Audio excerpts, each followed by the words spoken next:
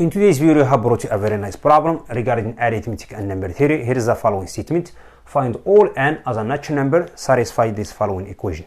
We have n minus 1 factorial plus number 1 equals n squared, okay? In fact, this is very nice and tricky problem to work on. So I would recommend to give the try to this problem prior to the solution. Go ahead, pause this video when you come back to see the solution, okay? Now let's go through the first method. So the first method I'm going to use, let's move over this number 1 to the right. So I get here the following. I get n minus 1 factorial, which equals n squared minus number 1, okay? As you know, this term is strictly inferior than n plus number 1 quaternary square, okay? So this is true for all n as a natural number. In particular, if you have n superior to 6, okay? On the other hand, let's prove n minus 1 factorial also is strictly superior than n plus number 1 quaternary square for all n is superior to 6, okay? So I'm going to do this one by using induction hypothesis. For all k is superior to 6, let's claim k minus 1 factorial is strictly superior than k plus number 1 quaternary square for all k is superior to 6, okay? So we are going to arrive here. K factorial is strictly superior than k plus number 2 square, okay? For all k is superior to 6. So this is our main goal, okay? If we check the first obvious case, so for k equals 6, let's replace 6 into this one here. I get 6 minus 1, which is 5. 5 factorial, which is 120. 120 is bigger than, you have 6 plus number 1, which is 7. 7 squared, which is 49. This is true. Why you have chosen k equals 6 as a base case? Because if you take k equals 5, it will not work here, because 5 minus 1, which is 4, 4 factorial, which is 24, is impossible, okay? That's why we have chosen k equals 6 as a base case. Now let's start with this one and get arrived to this one here. So in order to get from this one to this one, if you take a look here, you have k minus 1 factorial and you have k factorial. I'm going simply to multiply both sides by k in order to get to this one here, okay? So let's do that.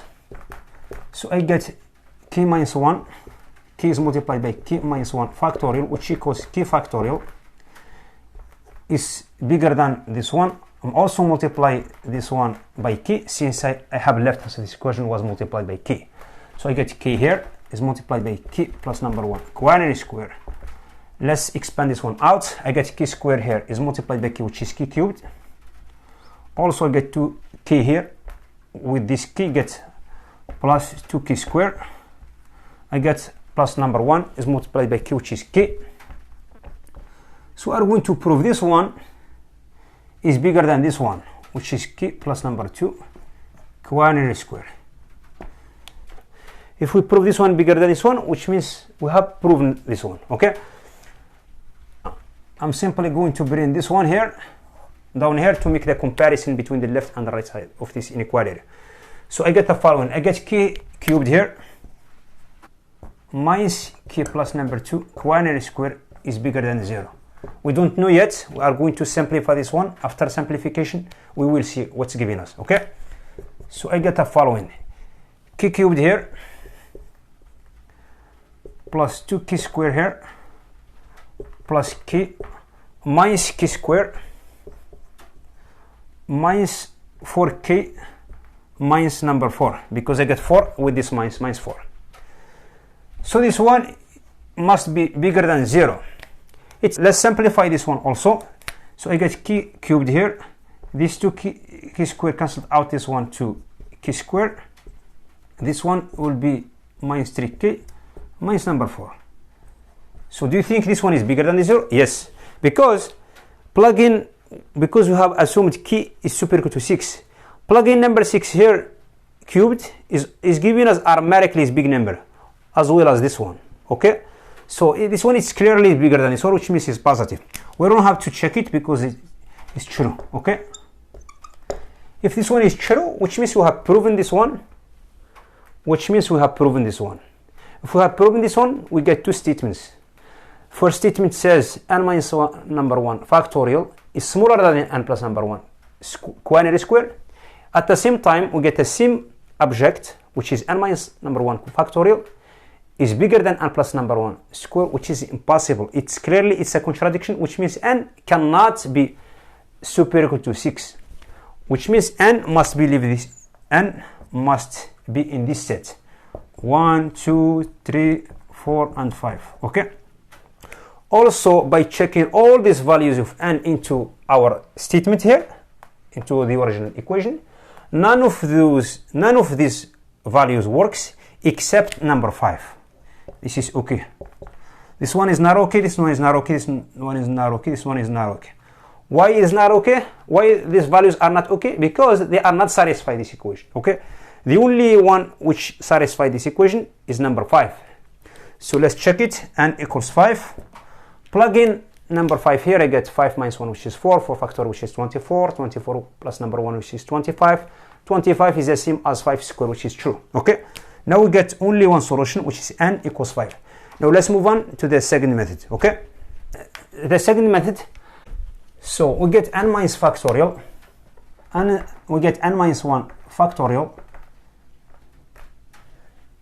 plus number 1 equals n square. Okay. I'm simply going to move over number 1 to the right. So I get here n minus 1 factorial, which equals n square minus number 1. It will be factorized as n minus 1 factorial n plus number 1, like this. Okay. I'm going to put n minus 1 as a factor. I get n minus 1 factor n minus 2 factorial, which equals n minus 1 factor n plus number 1. Okay. Before we divide both sides by n minus number 1, we are going to make sure n must be different than number 1. Okay. So n must be different than number 1 by checking number 1 here. 1 minus 1, which is 0.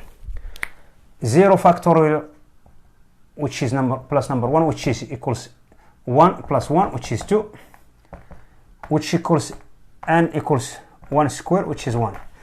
This is not true. Since n equals 1 is not a solution for this equation, which means n, we are going to keep n must be strictly superior than number 1. Okay. Then dividing, since n is bigger than number 1, I'm going to divide both sides by n minus number 1. I'm going to cancel out this one. I will be left with n minus 2 factorial equals n plus number 1. Okay. Now let's go through the substitution. Let's set n minus 2 equals m. Okay. So I get here n factorial. N will be replaced with n plus number 2 plus number 1, which equals n plus 3. Because moving over minus 2 to the right, I get n equals n plus 2. Okay.